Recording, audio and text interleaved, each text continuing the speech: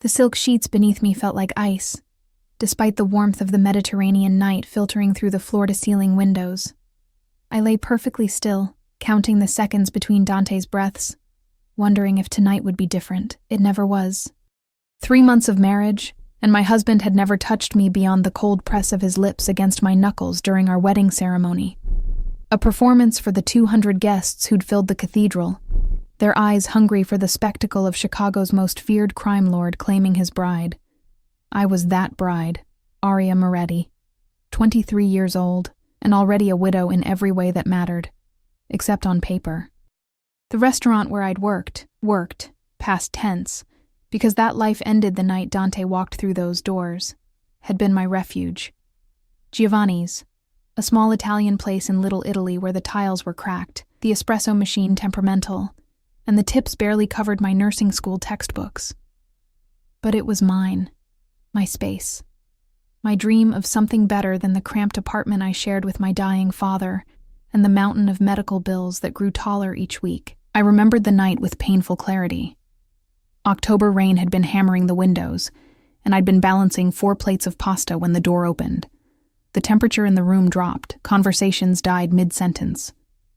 Even Giovanni, who'd survived 60 years in this neighborhood and claimed to fear nothing, went pale. 3 men entered first, broad-shouldered, wearing dark suits that cost more than my annual salary, their eyes scanning every corner, every exit. Then he walked in. Dante Salvatore. I'd seen his face in newspapers, heard his name whispered with equal parts reverence and terror, but nothing prepared me for the reality of him. 6'3" of controlled violence wrapped in a custom Tom Ford suit, dark hair swept back from a face that could have belonged to a Renaissance statue if not for the thin scar cutting through his left eyebrow. He couldn't have been more than 28, but his eyes held centuries of darkness. He'd chosen the corner table, of course he did, back to the wall, facing the entrance, and I'd been the unfortunate server on shift. My hands had trembled as I approached. The plates felt impossibly heavy. His security detail watched my every movement like hawks tracking a mouse, and I could feel the weight of something dangerous settling over my shoulders. "Welcome to Giovanni's," I'd managed, my voice smaller than I'd intended.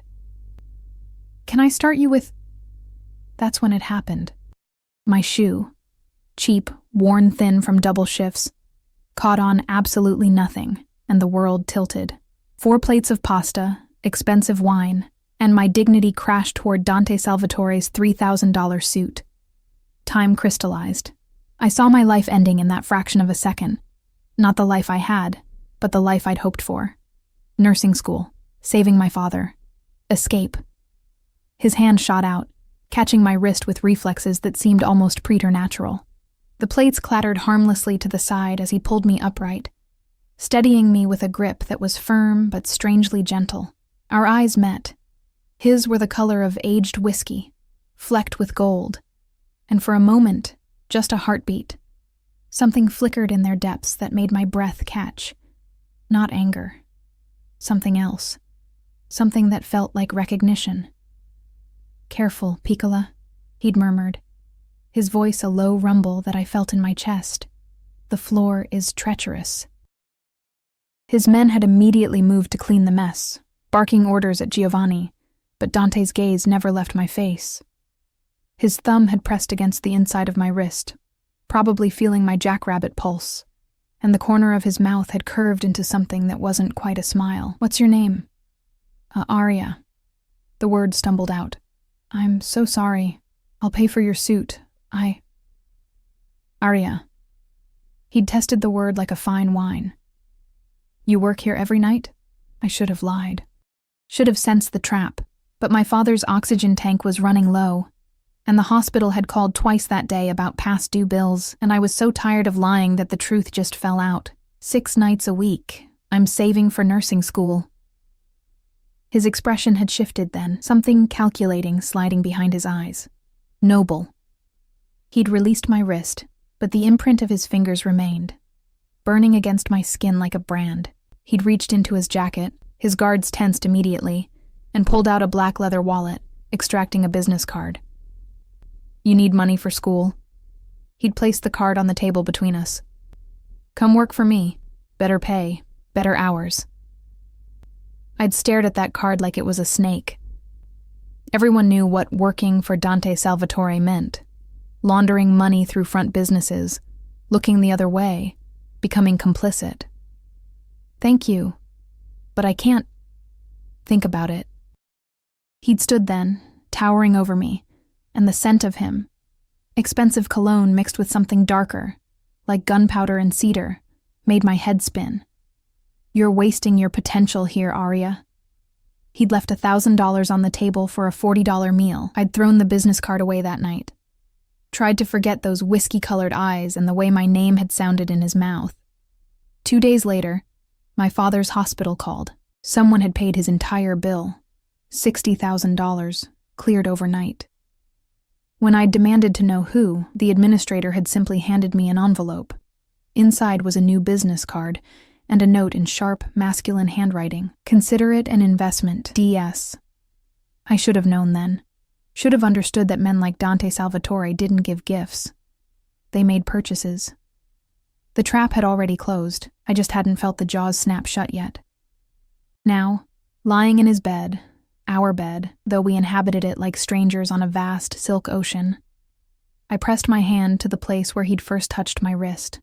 The ghost of that moment still lingered. 3 months and a nightmare of a wedding later. The marriage had been his price, not for my father's medical bills, those were already paid, but for something else entirely. I'd learned the truth 2 weeks after that first encounter, when 2 of Dante's men showed up at my apartment with an offer that wasn't really an offer at all. My father's doctor, Dr. Marcus Chen, the only specialist who'd agreed to take his case, had been stealing from Dante, embezzling money through fake medical supply companies, skimming hundreds of thousands from the Salvatore family's legitimate pharmaceutical holdings. When Dante's people had discovered it, they'd traced the connection. To my father. To me. The ledgers showed my father's name on dozens of transactions. Forged, I'd later learn, but Dante hadn't known that then. All he'd known was that someone named Thomas Moretti had helped steal from him, and that someone had a daughter who'd literally fallen into his arms. "Marry me," Dante had said when I'd been dragged to his office. A penthouse suite overlooking Lake Michigan, all dark wood and leather, and the scent of expensive cigars. 1 year. A marriage of convenience. You play the dutiful wife, and your father lives. You refuse. He hadn't finished the sentence, hadn't needed to. I'd said yes with tears streaming down my face, while Dante had watched with those unreadable whiskey eyes, and something that might have been regret flickering in their depths. The wedding had been a spectacle. A cathedral full of Chicago's elite and criminal underworld, me in a Vera Wang gown that cost more than my father's hospital bills, Dante in a black tux that made him look like a dark angel. He'd slipped a platinum ring onto my finger, 3 carats of flawless diamond that felt like a shackle, and kissed my hand with lips so cold they'd burned. "You're mine now, Piccola," he'd whispered against my skin, in every way that matters. But he'd never touched me, never claimed the marital rights that the priest had blessed and the contract had implied. Our wedding night, I'd stood in the bathroom of our penthouse for an hour, sick with fear, before finally emerging to find him sitting in an armchair by the window, a glass of whiskey in his hand. "I'm not a monster," he'd said, without looking at me. "I won't force you into my bed. The marriage is political, nothing more." Relief, and something else, something I didn't want to name, had flooded through me. 3 months later, and the distance between us felt like an ocean. We lived like ghosts in his sprawling penthouse. He left before I woke, returned after I'd retreated to my room. Yes, my room, separate from his, because apparently even sharing a bed was too much intimacy for a marriage built on coercion and lies. I saw him at dinners with his associates, at charity galas where I played the perfect wife, at family gatherings where his mother looked at me with pity and his sister with barely concealed hostility. I wore the clothes his stylist selected, smiled when his hand rested on the small of my back for photos, and returned to my gilded cage every night wondering when the other shoe would drop. Because it would drop. Men like Dante Salvatore didn't keep pets without eventually demanding something in return. The clock on the nightstand read 2:47 a.m. Dante still hadn't come to bed. His bed, not mine, but I'd found him here an hour ago, passed out on top of the covers, still wearing his suit. And something in me had broken. some dam of loneliness and confusion that I'd been holding back, so I'd lain down beside him, not touching. Never touching, but close enough to feel his warmth and pretend, just for a moment, that this was real. His breathing changed. I froze. Arya. My name, rough with sleep, and then his hand found mine in the darkness, fingers intertwining. Why are you here? I don't know, I whispered, because lying seemed impossible in the dark. I was tired of being alone. His grip tightened. For a long moment he said nothing, and I could feel the war happening inside him. Control versus something else. Something dangerous and wanting. Then he released me and sat up, swinging his legs over the side of the bed. The loss of his warmth felt like winter arriving early. Go back to your room, Arya. Dante. Go. The command in his voice left no room for argument. I fled, fighting tears I didn't understand, and missed the way his hands clenched into fists, or the way he stared at the place where I'd been lying like a man dying of thirst, staring at water. The next morning, everything changed. I'd developed a routine in my cage. Wake at 8, breakfast alone in the massive kitchen, avoid Dante's staff who looked at me with either pity or contempt, wonder what the hell my life had become. But that morning, Rosa, Dante's housekeeper, and the only person who'd shown me genuine kindness, greeted me with worry etched across her face. Mrs. Salvatore, your husband would like to see you in his office. Immediately, the word immediately, sent ice through my veins. In 3 months, Dante had never summoned me. We existed in parallel worlds, intersecting only when necessary. His office was on the top floor, a space I'd been explicitly told never to enter without permission. I knocked, my knuckles barely making a sound against the heavy oak door. Enter. The office was exactly what I'd expected. Dark leather, mahogany furniture that probably cost more than a car, floor-to-ceiling windows overlooking the Chicago skyline. What I hadn't expected was the tension crackling in the air like electricity before a storm. Dante stood behind his desk, still wearing yesterday's shirt with the sleeves rolled up, his tie discarded somewhere. He looked like he hadn't slept. 2 of his men flanked the doorway, Marco and Vincent, the ones who'd dragged me to this life, and their presence made my stomach clench. Sit. Dante gestured to the chair across from his desk. I sat, smoothing my hands over the simple dress I'd chosen. Everything in my new wardrobe was designer, carefully selected by someone who understood the image a Mafia wife should project, but I still felt like a child playing dress-up. Dante picked up a folder from his desk, studied it for a long moment, then looked at me with those whiskey eyes that seemed to see straight through skin and bone to the terrified girl beneath. Your father. He opened the folder, revealing documents covered in numbers and legal jargon. He's innocent. The words took a moment to register. What? The embezzlement. The money Dr. Chen stole. Dante's jaw tightened. Your father's signature was forged. Chen used his identity, his medical license, to create shell companies. Thomas Moretti never touched $1 of my money. The room tilted. I gripped the armrest to keep from falling. 3 months. 3 months of this marriage, this prison, this nightmare, and my father had been innocent all along. You're telling me this now? My voice came out sharper than I'd intended, anger burning through shock. I gave up everything. I discovered it 2 weeks ago. Dante's tone remained level, but something dark flickered across his face. My investigators found Chen's real records. The forgeries were sophisticated, but not perfect. 2 weeks. He'd known for 2 weeks and said nothing. So what happens now? I stood, unable to sit still with rage coursing through my veins. Do I get my life back? Do you just let me go? The silence that followed was deafening. Dante moved around the desk with the predatory grace of a panther, each step measured and deliberate. He stopped close enough that I could smell his cologne, that cedar and gunpowder scent that had haunted my dreams, and when he spoke, his voice was dangerously soft. No. No? I laughed, but it came out broken. My father's innocent. The reason for this whole charade doesn't exist anymore. You can't just... The marriage is legal, Arya. Binding. His hand came up and I flinched before I could stop myself. He froze, something like pain crossing his features before his expression hardened again. I'm not going to hurt you. I've never... He exhaled roughly. Read this. He handed me a newspaper, folded to the society section. There, in glossy color, was a photo from last week's charity gala. Me in a silver gown, Dante's arm around my waist, both of us smiling for the camera. The headline read, "Chicago's Most Eligible Bachelor Tamed. Inside the Salvatore Marriage." "I don't understand. You've become valuable, Piccola." Dante's finger traced the edge of the newspaper, careful not to touch me. "My enemies see you as my weakness. My allies see you as proof of my stability. My mother." He laughed, sharp and humorless. "My mother actually likes you. Do you know how rare that is? So I'm what? A political asset now instead of collateral?" The bitterness in my voice surprised even me. "How is that better?" "It's not." He turned away, staring out at the city he controlled through fear and violence. "But it's reality. You're safer as my wife than you would be as my ex-wife. My enemies would use you to get to me. And He stopped, shoulders tensing. "I won't allow that." "You mean you won't allow your reputation to be damaged?" When he looked back at me, something burned in his eyes that made my breath catch. "I mean, I won't allow anyone to hurt you." The words hung between us, heavy with implications I didn't want to examine. Before I could respond, his phone buzzed.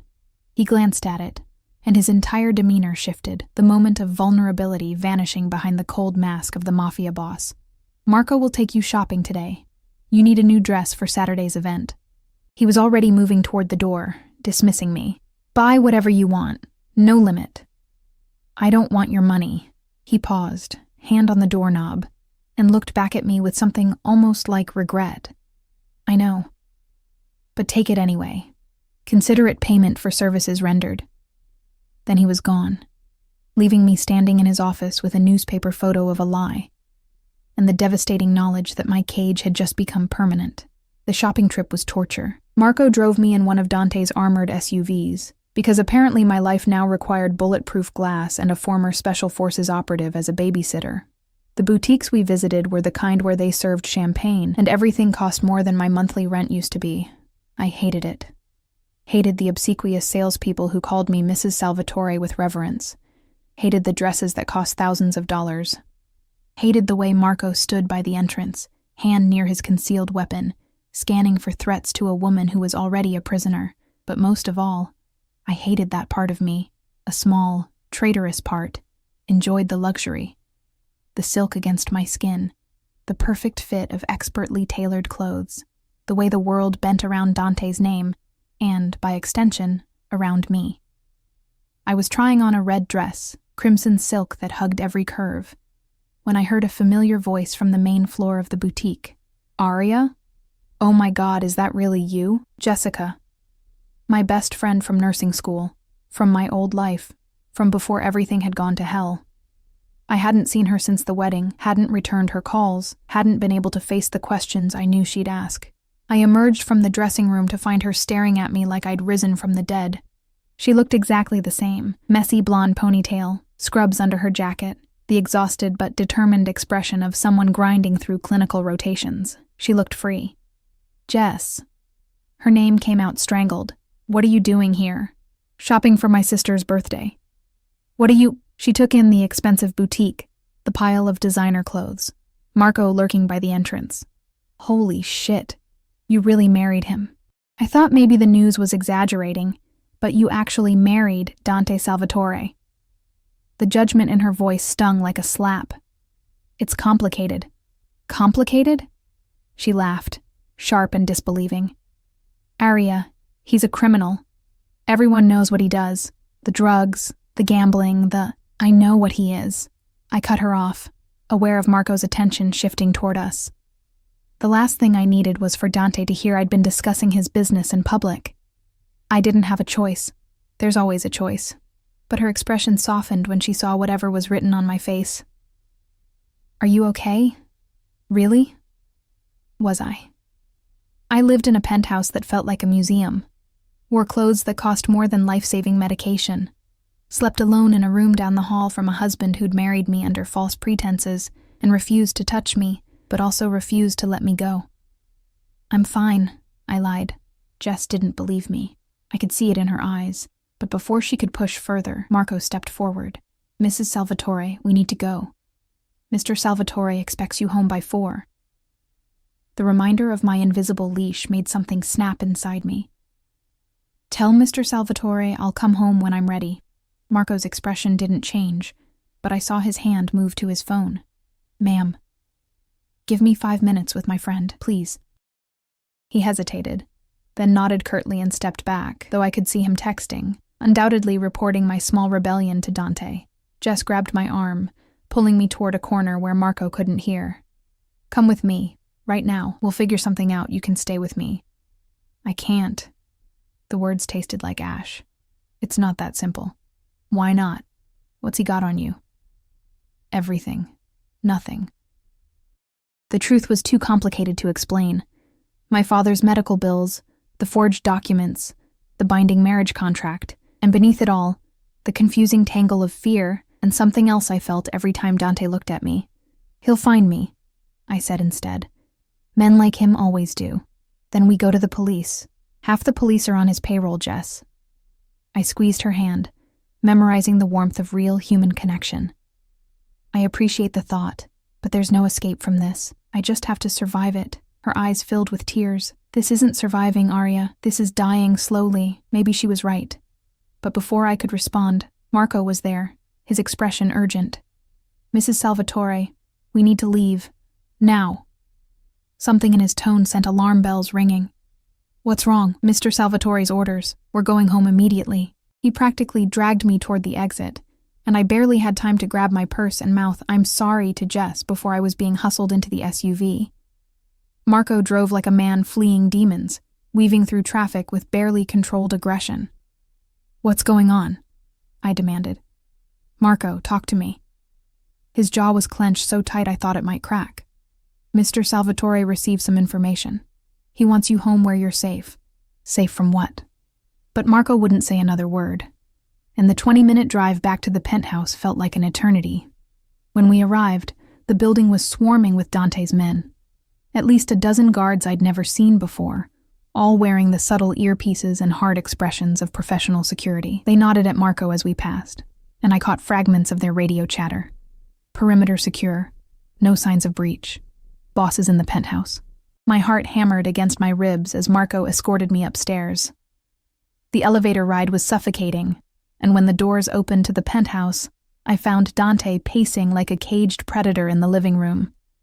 He spun toward me the moment I entered, and the raw emotion on his face, fear, anger, something else I couldn't name, made me stop in my tracks. Where the hell were you? He crossed the space between us in 3 strides, his hands coming up to grip my shoulders. Not hard, never hard, but firm enough that I couldn't look away from the storm in his eyes. I told Marco to have you home by 4. It's 4:30. I was talking to a friend. You don't have friends anymore, Arya. You have people who can be used against you. His hands moved to cup my face, tilting it up so I had no choice but to meet his gaze. Do you understand? Every person you talk to, every place you go without protection. You're painting a target on your back. I had Marco with me. Marco's good, but he's one man. Dante's thumb traced my cheekbone, the gesture almost tender despite the fury in his voice. I received a call today. Someone's asking questions about you, about your father, about the embezzlement case. Ice flooded my veins. Who? I don't know yet, but when I find out...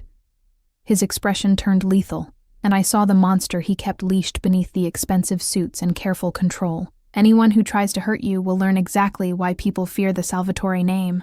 He was still holding my face, his touch burning against my skin, and I realized with a start that this was the most he'd touched me since our wedding. The realization must have shown on my face because his expression shifted, awareness flickering in his eyes. He released me abruptly, stepping back like I'd burned him. You're not to leave the penthouse without my explicit permission. Not for shopping, not for coffee, not for anything. Do you understand? You're locking me up?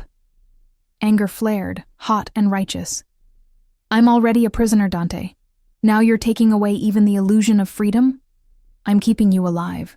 He turned away, raking a hand through his hair. There's a difference. Is there? Because from where I'm standing, they look the same. When he looked back at me, something had changed in his expression. The mask had slipped, and beneath it was a hunger that made my breath catch. You think I want this? You think I enjoy watching you look at me like I'm your jailer? Then let me go. I can't. The words were torn from him, raw and honest. I've tried, Piccola. God knows I've tried. But every time I think about you walking out that door, about you being out there where I can't protect you. He stopped, jaw clenching. I'd rather keep you here and have you hate me than lose you to my enemies. The confession hung between us, loaded with implications that terrified and thrilled me in equal measure. This wasn't about political marriages or family obligations anymore. This was something darker, more possessive. This was obsession. Before I could process it, before I could decide if I should run toward or away from the dangerous truth in his eyes, his phone rang.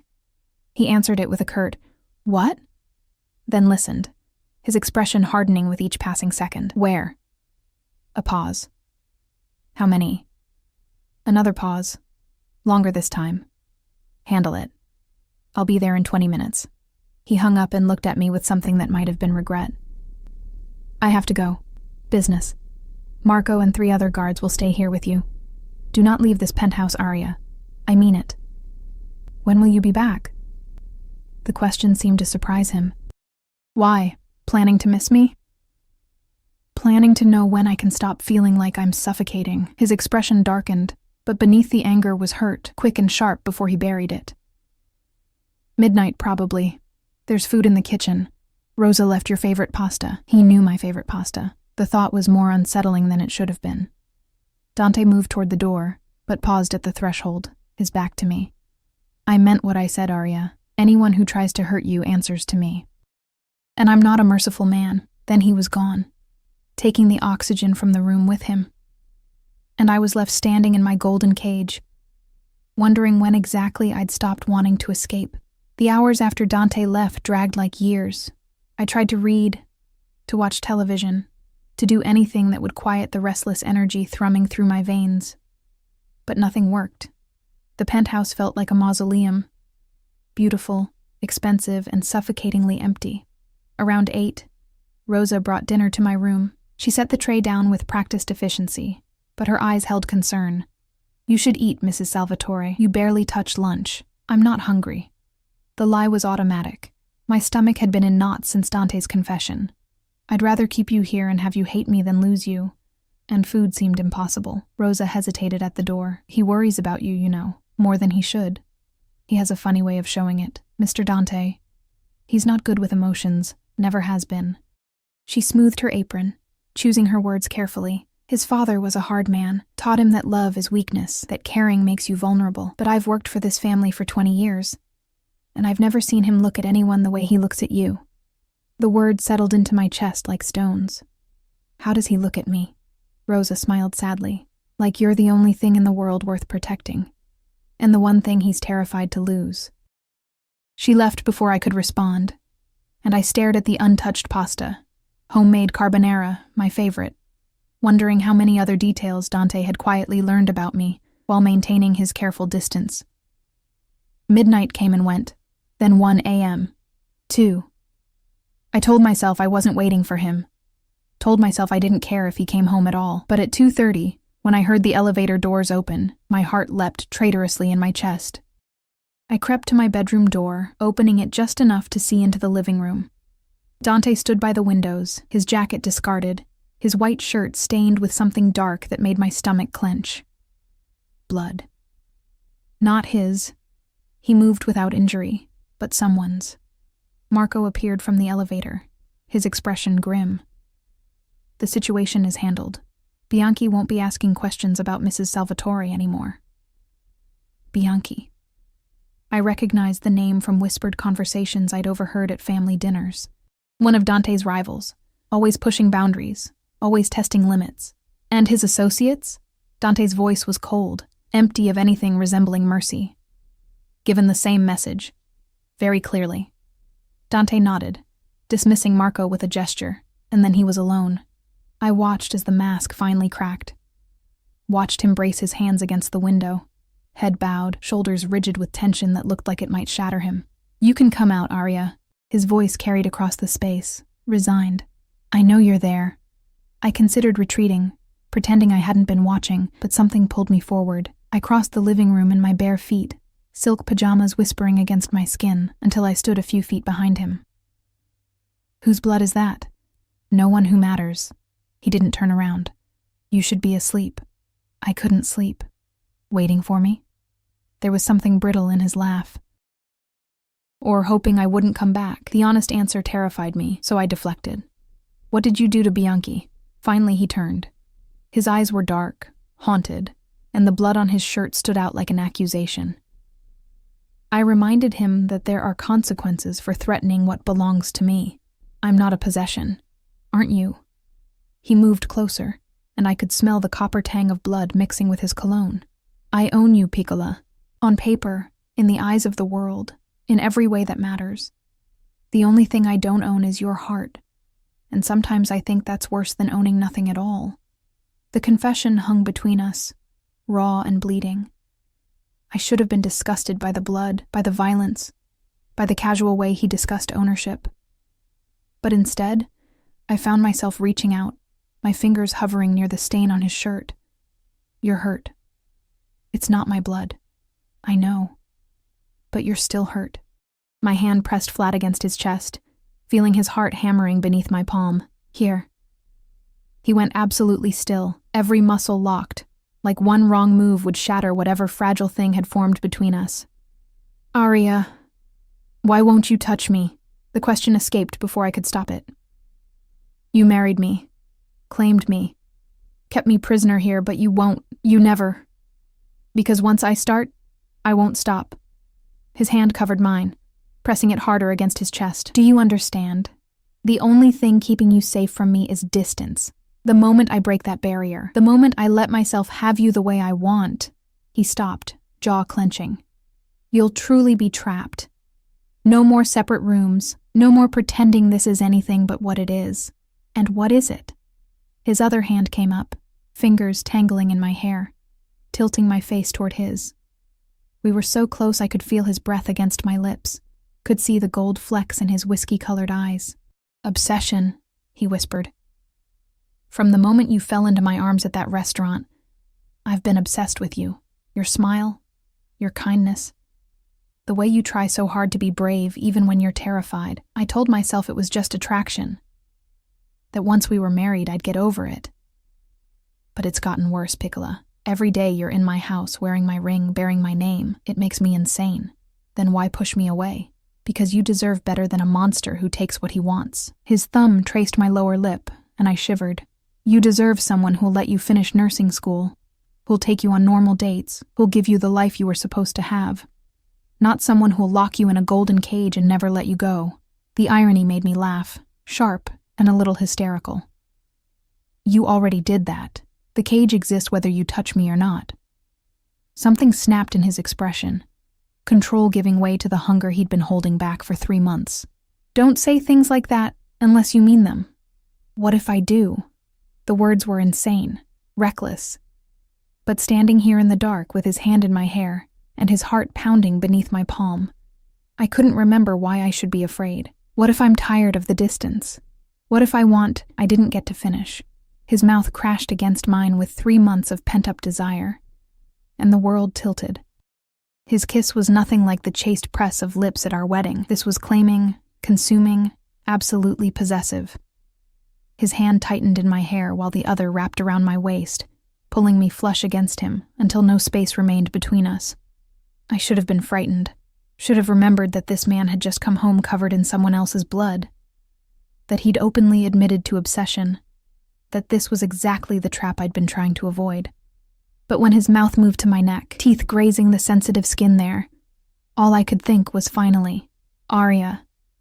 My name was a prayer and a curse. Tell me to stop. Tell me you don't want this, and I'll walk away. I'll go back to my room, and we'll pretend this never happened. And if I don't tell you to stop? His arms tightened around me, and when he pulled back to look at me, the raw need in his eyes stole my breath. Then you're mine. Completely. No more separate rooms, no more distance. I'll give you everything, Piccola, protection, loyalty, every piece of myself that's worth having. But in return, you stay. You don't run. You don't leave. You accept that you belong to me. It was a devil's bargain. A beautiful prison with the door slammed shut. But looking at Dante, at the blood on his shirt from violence committed in my name, at the vulnerability breaking through his carefully constructed walls, at the promise of something real in a marriage built on lies, I realized I'd already made my choice. Maybe I'd made it that night in the restaurant when I'd fallen into his arms.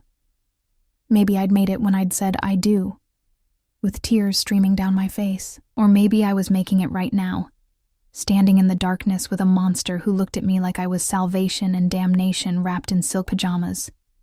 I'm tired of being alone, I whispered, echoing the words from last night that had sent him running.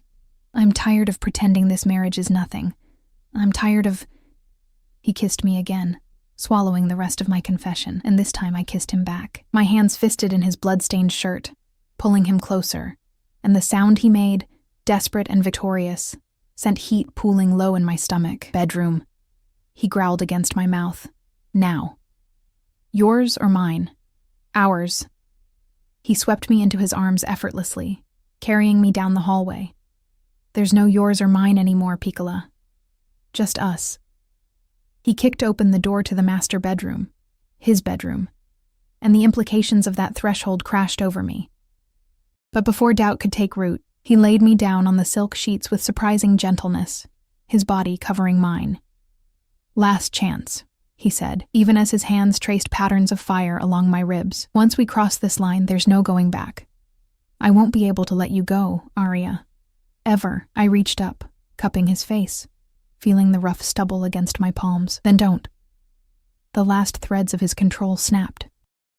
His mouth found mine again while his hands learned every curve, every dip, every place that made me gasp. The blood-stained shirt joined my pajamas on the floor, and the vulnerability of skin against skin felt like truth, messy and complicated and undeniably real. He worshipped me with a devotion that bordered on religious, murmuring Italian words I didn't understand against my heated skin. When he finally made me his, in every sense that mattered, the pain was brief, and the pleasure that followed overwhelming. Mine, he breathed against my neck, moving inside me with exquisite care. Say it. Tell me you're mine. Yours, I gasped, because it was true. Somewhere between falling into his arms and falling into his bed, I'd become his, completely, irrevocably. When we finally collapsed together, tangled in silk sheets and each other, he pulled me against his chest like he was afraid I'd disappear. His heartbeat thundered beneath my ear, gradually slowing to something approaching normal. I never thanked you, I whispered into the darkness. For what? My father's hospital bills. You saved his life. His arms tightened around me. I thought I was buying your cooperation. Turns out I was buying my own destruction. What do you mean? He pressed a kiss to the top of my head, tender in a way that contradicted everything I knew about him.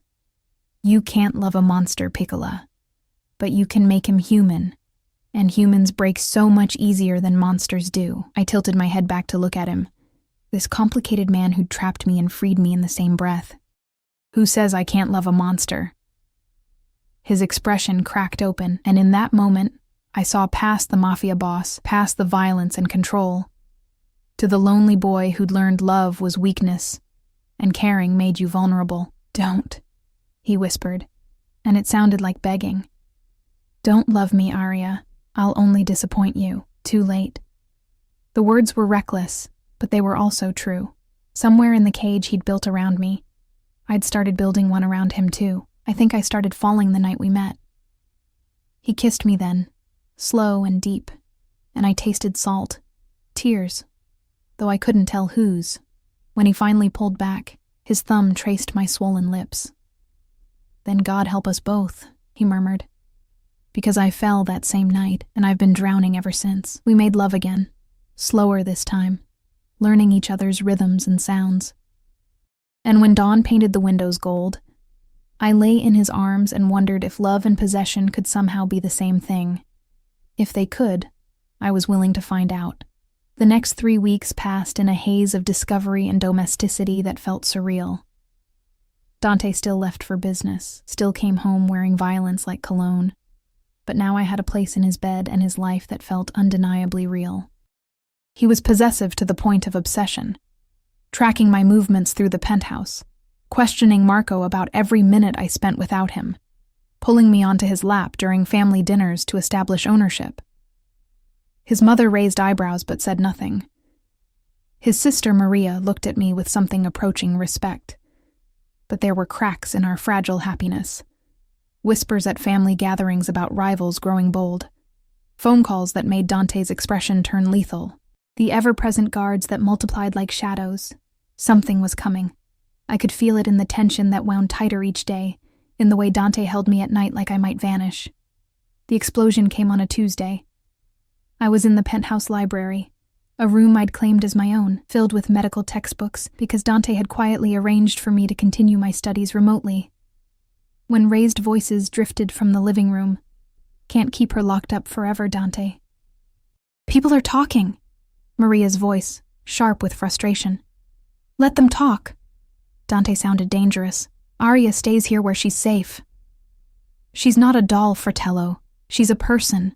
This obsession you have is none of your concern. It is when it makes you weak." A man's voice, unfamiliar. "The families are questioning your leadership.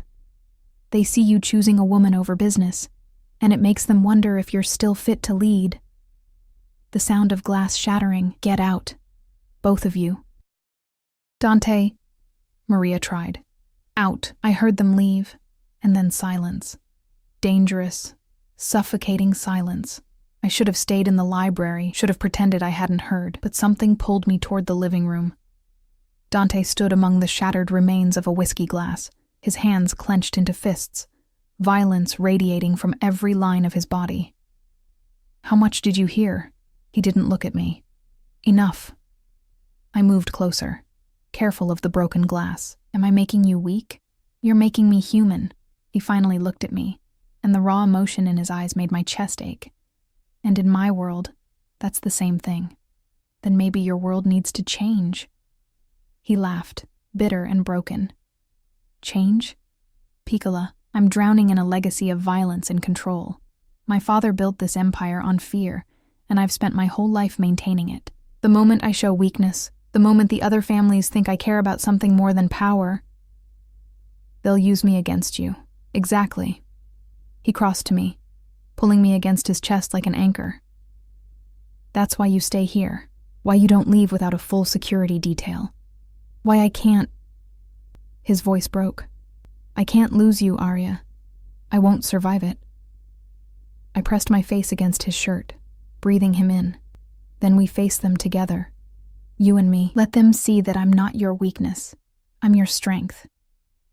You don't understand how this works. So teach me." I pulled back to look at him. "I'm already trapped in your world, Dante. At least let me be your partner instead of your prisoner." For a long moment, he just stared at me, warring with himself. Then his phone rang, Marco's name flashing across the screen. Dante answered, his expression hardening with each word. "When? How many? I'll be there in 10 minutes. He hung up and looked at me with something like grief. "I have to go. There's been an incident at one of the warehouses. Marco will stay with you." "No." His eyes narrowed. "Arya." I said no. "You don't get to shut me out anymore." I grabbed his jacket from where it hung over a chair. "If I'm going to be part of this world, then I'm going to understand it. Take me with you." "Absolutely not. It's too dangerous. And keeping me locked here isn't." I held his gaze, refusing to back down. "Someone's already asking questions about me. Bianchi tried to use me against you. How long before the next person does? At least if I see what you're dealing with, I'll understand the threats." The war on his face was painful to watch. Possessive fear versus grudging respect. Finally, he exhaled roughly. "Fine. But you stay in the car. You stay with Marco. And if anything goes wrong, I know. You'll burn the city down." I smiled despite the gravity of the moment. "You've made that abundantly clear." Something like pride flickered in his eyes. "You're going to be the death of me, Piccola. Or your salvation. We'll find out which." He kissed me hard and fast, then pulled me toward the elevator. "Come on." And Arya? When I tell you to run, you run. Understood? I nodded, even as my heart hammered against my ribs. I'd just demanded entry into a world of violence and shadows, and I had no idea if I'd survive what came next. But I'd survive it with Dante, and somehow, that made all the difference. The warehouse sat on the edge of the industrial district, a hulking structure of corrugated metal and shadows. Even from inside the SUV, I could feel the tension crackling through the air like electricity before a storm. Dante had been silent during the 20-minute drive, his jaw clenched, one hand absently rubbing circles on my knee. A gesture I'd learned meant he was working through scenarios, calculating risks. Marco drove with the same focused intensity, occasionally speaking into his radio in clipped Italian. "What exactly are we dealing with?"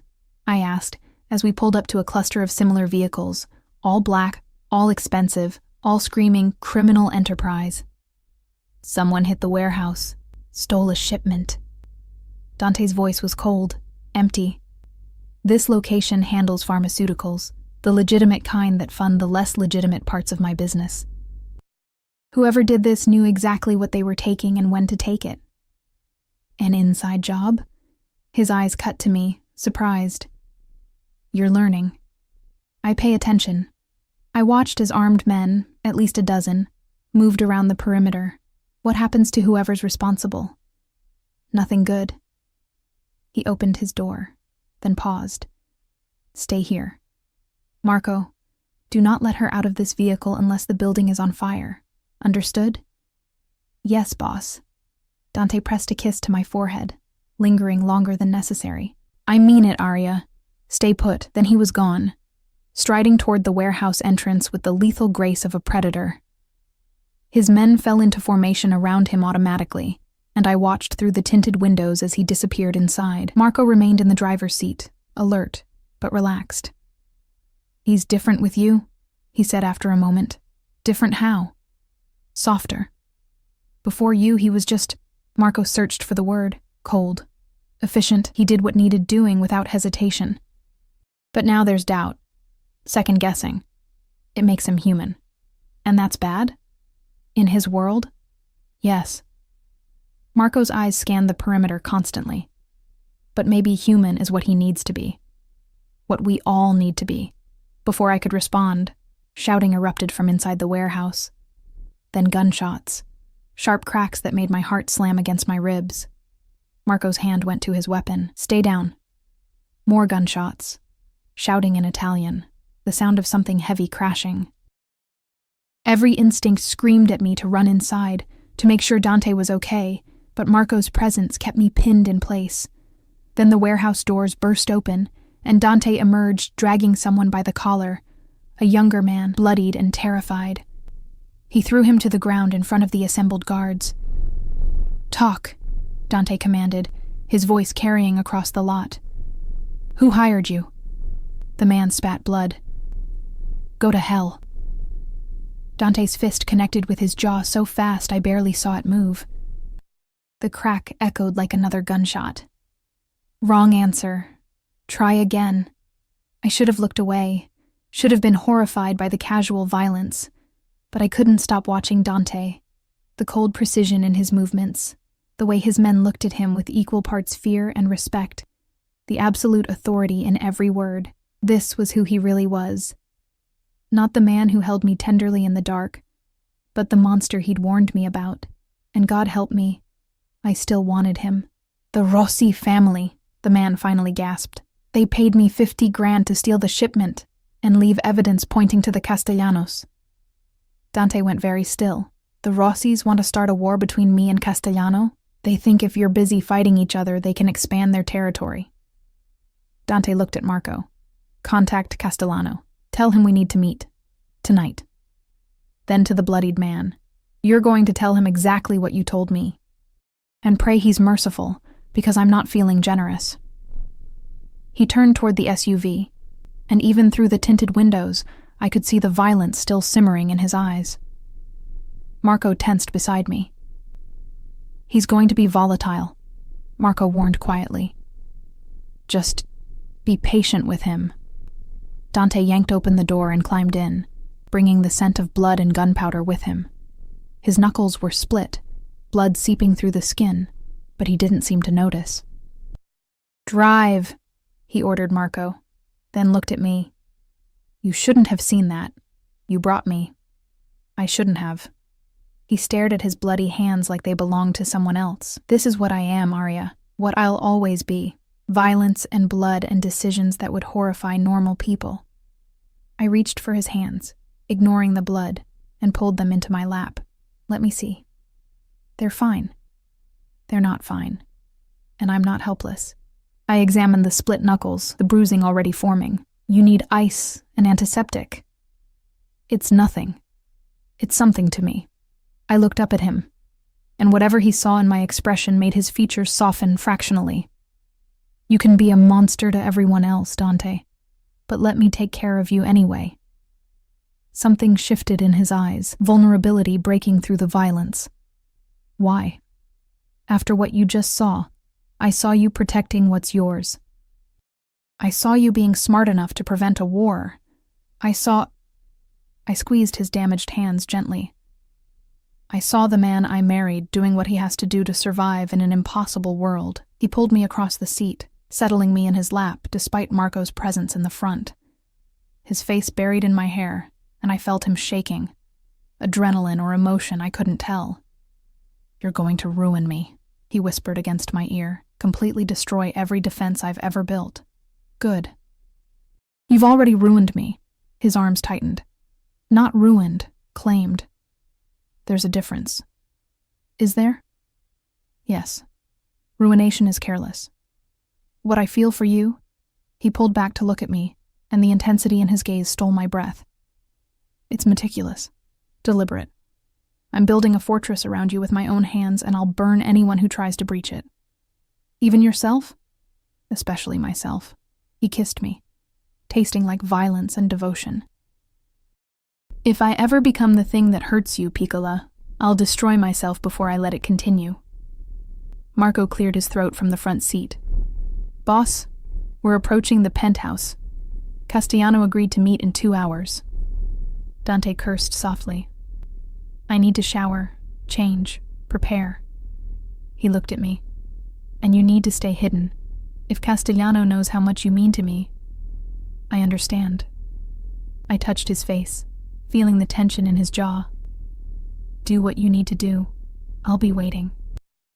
The meeting took place in the penthouse's formal dining room, and despite Dante's orders to stay away, I positioned myself in the hallway where I could hear everything through the partially open door. Castellano was older than Dante, maybe 50, with silver threading through his dark hair and the weathered face of someone who'd survived decades in a brutal world. He arrived with his own guards, and the tension when he shook Dante's hand could have cut glass. "You dragged me across the city for an emergency meeting," Castellano said, accepting the offered whiskey. "This should be interesting. The Rossi are trying to start a war between us." Dante gestured to the bloodied man from earlier, now zip-tied to a chair. "Tell him." The man repeated his confession, and I watched Castellano's expression darken with each word. When the story finished, silence hung heavy in the room. "If you're lying..." Castellano started. "I have the receipts," Dante interrupted, sliding a folder across the table. "Bank transfers from Rossi accounts to his. Dates, times, amounts. Everything you need to verify." Castellano studied the documents, his expression unreadable. Finally, he looked up. "Why tell me? You could have let me believe you betrayed our treaty, used it as excuse to expand into my territory." "Because I'm not my father," Dante's voice was steady, certain. "He would have let you walk into the trap, then profited from the chaos. But I've learned something recently. Some things are worth more than territory." His eyes flickered toward the hallway, toward where I stood hidden, and I realized he knew I was there, had probably known the entire time. "The Rossis miscalculated," Dante continued. "They thought making me human would make me weak. They were wrong. It makes me smart enough to choose allies over enemies." Castellano was quiet for a long moment, then extended his hand. "Then we have an understanding. The Rossis will answer for this together." They shook, sealing whatever dark pact they'd just formed, and I slipped away before they could finish their discussion. But Dante found me in our bedroom 20 minutes later, pulling me against him with desperate relief. You heard? Every word.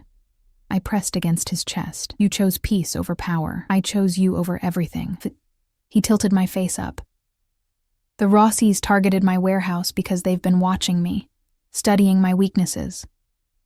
They saw how I changed after we married, and they thought that made me vulnerable. They don't understand that you're not my weakness. You're the reason I'll fight harder than ever. What happens now? Now, Castellano and I deal with the Rossies, swiftly and permanently. His expression hardened. And then everyone in this city will understand that threatening you means declaring war on both our families. He kissed me with bruising intensity, and I tasted his fear beneath the passion. Fear of losing me, of failing to protect me, of the world discovering exactly how much power I held over him. I love you, I whispered against his mouth and felt him freeze. Don't say that unless I love you, I repeated, stronger this time. I love the monster and the man. I love your violence and your tenderness. I love that you're terrifying and terrified in equal measure. I love... He kissed me silent, and I felt wetness on my cheeks. His tears or mine, impossible to tell. When he finally pulled back, his eyes were bright with emotion. I've loved you since you fell into my arms, he confessed. Every day since has been torture and blessing combined. You're my salvation and my damnation, Arya. My heaven and my hell. Then let's burn together. He carried me to bed, and we made love with desperate urgency, both of us aware that tomorrow would bring violence we couldn't avoid. But tonight we had each other, and that would have to be enough. The war with the Rossies lasted 3 weeks, though I only witnessed fragments of it. Dante leaving before dawn with blood in his eyes, returning after midnight with actual blood on his clothes. The penthouse became a fortress, guards stationed at every entrance, my movements restricted to the point of suffocation. But this time, the cage felt different, because Dante always came home, always found me in the dark, and held me like I was the only thing keeping him tethered to humanity. It's almost over, he whispered one night, his body wrapped around mine. Castellano and I cornered Antonio Rossi tonight. He'll surrender by morning, or he'll be dead by noon. And then you're safe. His lips pressed against my shoulder. That's all that matters. The call came at dawn. Antonio Rossi had chosen surrender, barely. The meeting to formalize terms would take place at neutral ground, witnessed by the heads of the other families.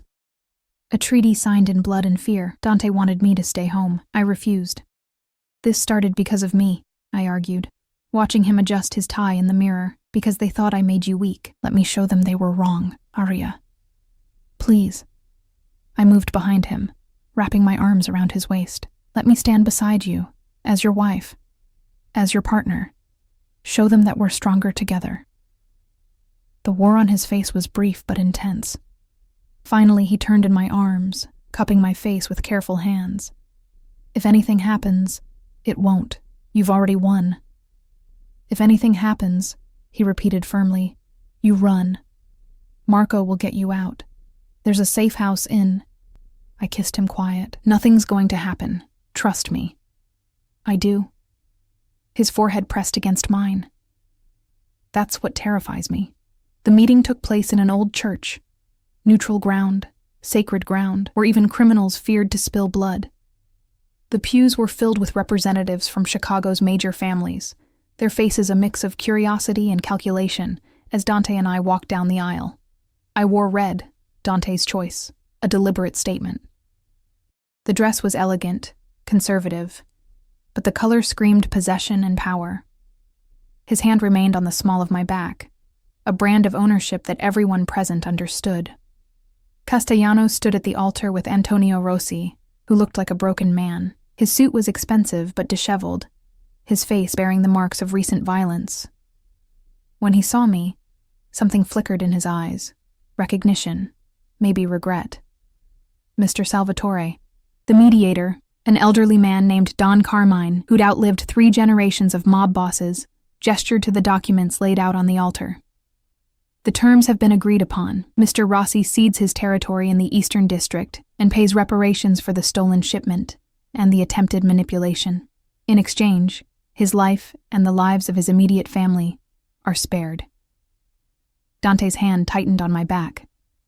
And the clause about my wife, any action taken against Mrs. Salvatore by any member of the Rossi family, now or in perpetuity, will be considered an act of war against both the Salvatore and Castellano families, with immediate and lethal consequences. I felt the weight of every eye in that church settle on me. Some looked curious, others resentful, but most showed something close to respect. I'd become more than just a mafia wife. I was the catalyst for an alliance, the reason two powerful families had united. Antonio Rossi stepped forward, and Dante's body went rigid with controlled violence. But Rossi simply looked at me, his expression weary. I underestimated you, Mrs. Salvatore. I thought you were a weakness to exploit. I was wrong. He turned to Dante. Your father would have started a war over pride. You chose strategy. Perhaps your wife has taught you wisdom. My wife has taught me many things, Dante replied, his voice cold. Primary among them is that some things are worth any price to protect. Remember that, Antonio, because if you or anyone in this room ever threatens her again, there won't be terms or treaties, just endings. The silence that followed was absolute. Then Don Carmine cleared his throat. Shall we sign? The documents were signed with witnesses. Ancient ritual given modern teeth. When it was finished, Castellano shook Dante's hand with genuine warmth. Your father would be proud, or furious. Probably both. He smiled at me. Mrs. Salvatore, you've done something remarkable. You've made peace more profitable than war. That's a rare gift. As we walked back down the aisle, Dante leaned close. You were magnificent. I didn't do anything. You stood beside me.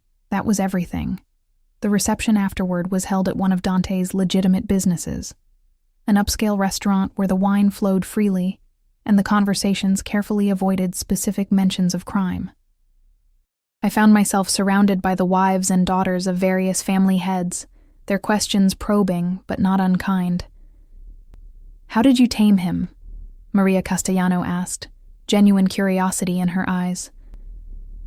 Dante Salvatore, the Ice King himself. I didn't tame him. I watched Dante across the room, deep in conversation with her father. I just showed him that being human wasn't the same as being weak. And he believed you? Eventually, I smiled. He's stubborn. He's in love. I'm this from an older woman, Sofia Benedetti, whose husband controlled the city's construction unions. I've known Dante since he was a boy. Never seen him look at anyone the way he looks at you. Like you hung the moon and stars. Heat crept up my neck. He's intense. Intense is one word for it. Sophia's laugh was knowing. Obsessed might be more accurate. But there are worse fates than being loved by a powerful man who'd burn the world for you. Later, as Dante and I stood on the restaurant's balcony overlooking the city, his arms wrapped around me from behind, I thought about her words. What are you thinking? He murmured against my ear. That 6 months ago I was serving pasta and dreaming of nursing school. Now I'm standing here with you, and somehow this feels more real than anything I've ever known. Regrets? So many. I turned in his arms to face him, but not this. Never this. His kiss was soft, tender. Everything his reputation claimed he couldn't be. I still owe you something. What? A choice. He reached into his jacket and pulled out an envelope. I've been carrying this for weeks, waiting for the right moment. Inside were acceptance letters, nursing programs, scholarships, everything I'd need to finish my education. All arranged quietly, without fanfare, while he'd been fighting a war. I can't give you back the life you should have had, he said quietly. But I can give you the future you wanted. Classes start next semester. You'll have full security, obviously, and the schedule might be complicated, but I kissed him, cutting off his nervous rambling. You did this for me? I did it for us. His hand cupped my face. I want you to have everything, Piccola. Your dreams, your career, your freedom. Within the constraints of safety, I want you to choose this life, not just endure it. I already chose. I pressed the envelope back into his hands. But I want to do it on my own terms. Part-time classes, online options, building a life that fits both of us, not just me. You're sure? I'm sure. I smiled at his bewildered expression. You spent 3 months thinking I wanted to escape. The truth is, I stopped wanting to leave the moment you stopped being my jailer and became my partner. Something in his expression cracked open, and he pulled me close with desperate strength. I don't deserve you. Probably not. But you're stuck with me anyway. Forever? Forever. We stood there as the sun set over Chicago, two people who'd found each other in the worst possible circumstances and somehow made it work. Behind us, through the windows, I could see our combined families celebrating, not a business arrangement, but genuine alliance built on mutual respect. What happens now? I asked. Now? Dante's lips curved against my temple. Now we go home. I make love to my wife. Tomorrow, we start planning your class schedule. Next week, you meet with my accountant about setting up your own accounts, because you should have money that's yours, not mine. Next month, we celebrate when the semester starts, and every day after that, we build something real. Sounds almost normal. Normal is overrated. He turned me to face him, and the love in his eyes stole my breath. But real? Real is everything.